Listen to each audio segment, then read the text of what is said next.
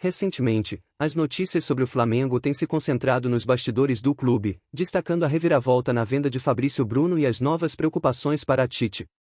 Bruno Henrique, atacante do Flamengo, foi expulso após apenas 6 minutos em campo durante o confronto contra o Milionários no Maracanã, na terça-feira, 28 de maio. O jogador recebeu um cartão vermelho após o VAR intervir e alterar a decisão inicial do árbitro, que havia dado apenas um cartão amarelo por uma entrada violenta no jogador Paredes.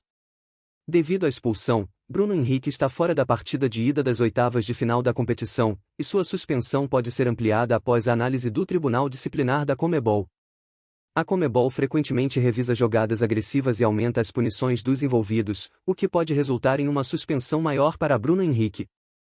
Embora ele ainda não tenha sido formalmente denunciado, a gravidade da falta sugere que ele deverá responder ao Tribunal Disciplinar.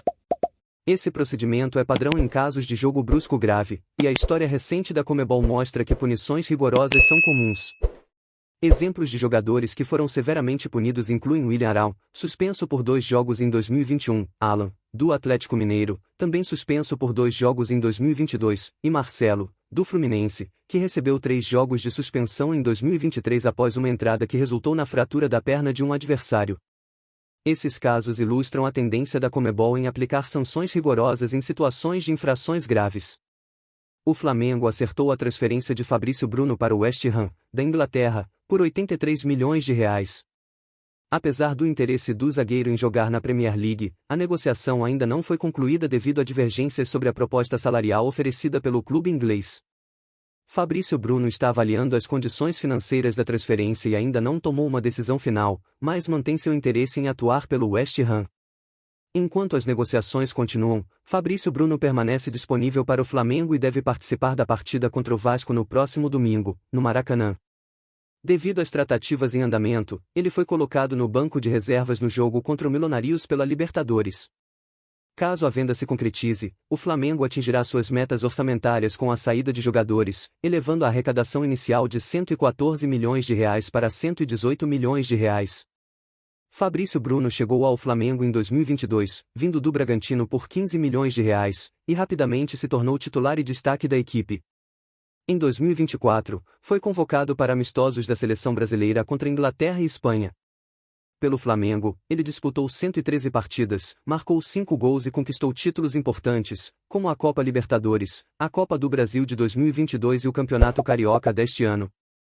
Seu contrato com o Flamengo é válido até o final de 2028. O Flamengo enfrenta uma nova preocupação para os próximos jogos devido à lesão de Ayrton Lucas na parte posterior da coxa esquerda.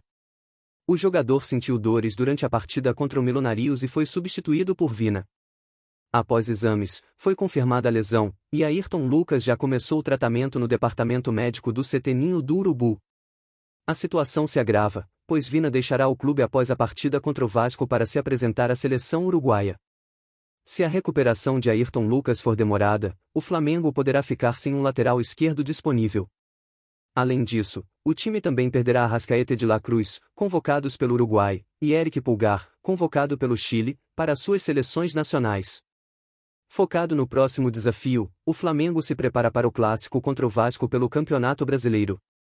O Clássico dos Milhões acontecerá no domingo, próximo dia 2, às 16 horas, horário de Brasília, no Maracanã, e o clube precisará encontrar soluções para os desfalques significativos em seu elenco.